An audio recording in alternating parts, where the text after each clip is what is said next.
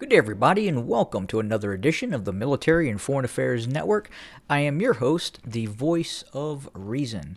Today, we're continuing our coverage of the ongoing civil war inside of the former state of Ethiopia.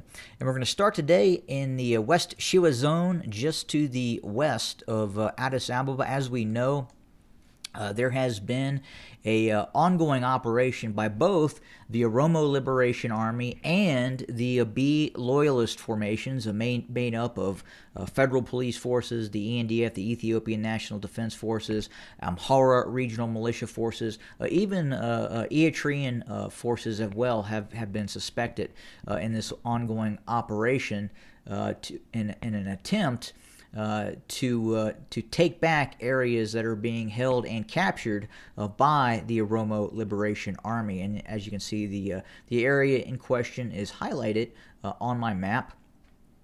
We estimate that this operation by the Abiy Loyalists have involved tens of thousands of both military, regional militia forces, and special police and federal police forces.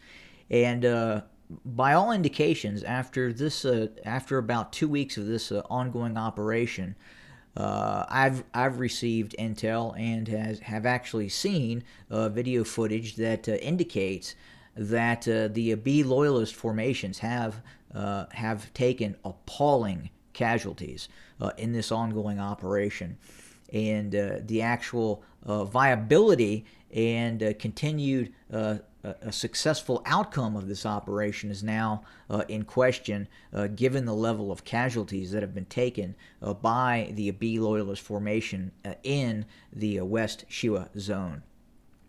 The Oromo Liberation Army appears to be fighting back, but not only that, they also don't appear to be melting away into the bush. They appear to be actively fighting and engaging the forces of the Abiy Loyalist formations that have attempted to drive them out of many of these areas that they now control. As we know, that the city of Ambo is under almost continued siege, and other areas around Ambo, and many of these towns that you see on the map are in fact under the control of the Oromo Liberation Army. It has been very, very difficult for the movement of supplies and other resources along the A4 and A5 highway, given the stranglehold that the OLA has on this region.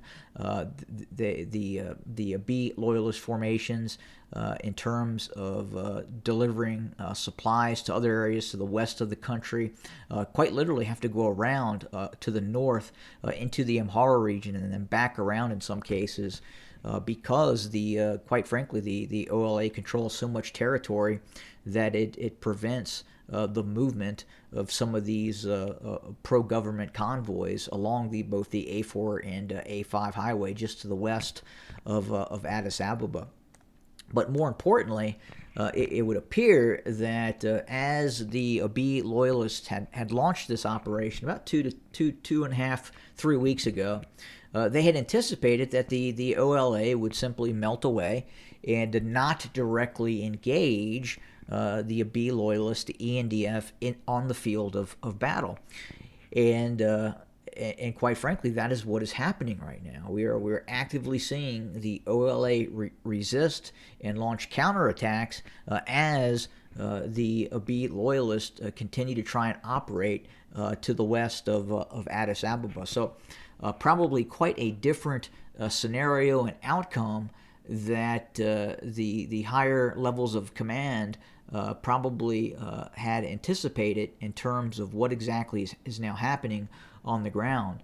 Again, Addis Ababa probably believed, Abiy Ahmed, the Prosperity Party, the general staff probably believed they would move large volumes of troops into this region, and the OLA would simply melt away. But again, that is not what is happening. They control this area and are continuing to control the area and fight back against the ENDF in a fairly sustained manner that, again, is making the final outcome of this operation by the ENDF now in question.